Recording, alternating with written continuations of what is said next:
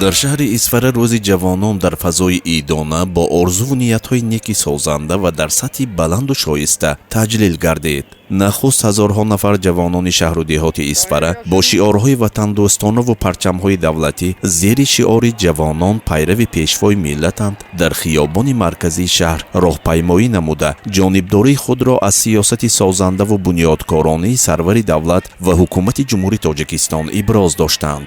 باید تذکر داد که الان در حدود شهر و دهات اسفره بیش از 91,000 جوانان تا 30 ساله عمر به سر میبرند که در پیشبرد ساحه‌های اقتصادیات و اجتماعیات سهم و نقش نظررس دارند. در چاره‌بینی ایدانه که در میدان پرچم دولتی دایر گردید، رئیس شهر بهاودین بهادرزاده روز جوانان تاجیکستان را به حاضرین و در سیمای آنها به کل جوانان اسفره مرز صمیمانه مبارکباد گفت. موصوف همه ساله در سطح بلند جمعیتی و سیاسی تجلیل گردیدن این سنه فرخنده را دلیل رفشن توجه و شهادت غمخوری‌های پیوسته دولت و حکومت نسبت به نسل جوان کشور ارزیابی نمود. همزمان اظهار امیدواری کرده شد که جوانان سالم فکر و نیک نظر و با ننگ و ناموس دیار آموختن علم و دانش، کسب و هنر و حمایت وطن را وظیفه جانی خود دانسته در آینده موقع سزاوار خود را در جامعه پیدا می‌کنند. در تحکیم استقلالیت دولتی و آبادانی سرزمین اجدادی سهم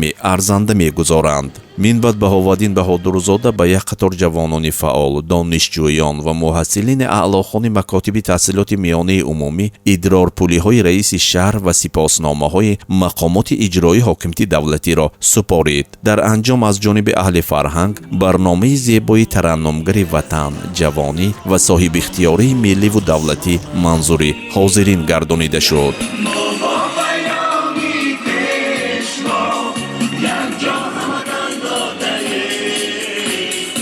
Asab nami to